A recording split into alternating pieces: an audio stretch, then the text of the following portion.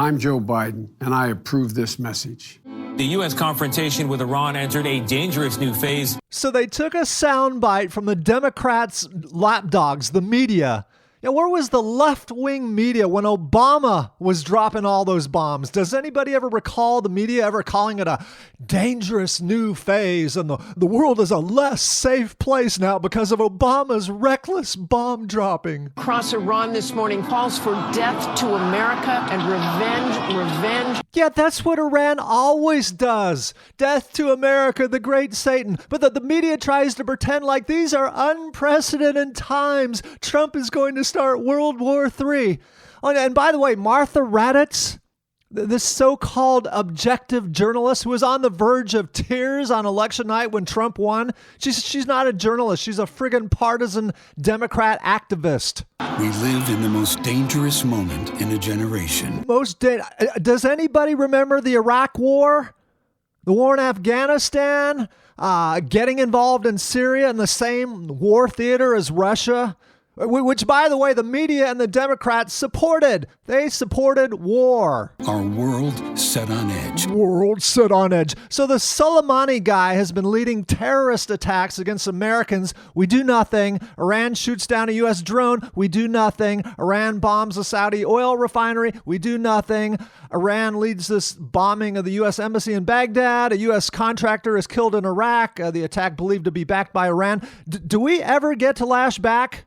Or do we just have to take it on the chin? Because if we fight back, this might rock the boat, and we don't want to do that. This is a moment that requires strong, steady, stable leadership. So Biden wants to just sit around and do nothing about it. Guess what? Trump took action. And God forbid, when you fight back, tensions inherently get escalated. That's what happens when you fight back. It goes with the territory. But steady, stable leadership, that's what we got with Trump. Trump authorized the killing of Soleimani 7 months earlier. It wasn't some rash decision. We need someone tested. And by the way, how ironic that Secretary of State under Obama, Hillary Clinton, is shown in this picture, who was famous for setting the world on edge with her rhetoric. The Iranians and the world need to understand that we will act decisively if we need to. And I want the Iranians to know that if I'm the president, we will attack Iran.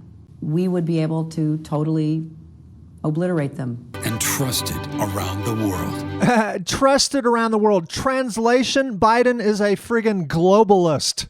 He's accepted by globalists like Angela Merkel and Emmanuel Macron. No thanks.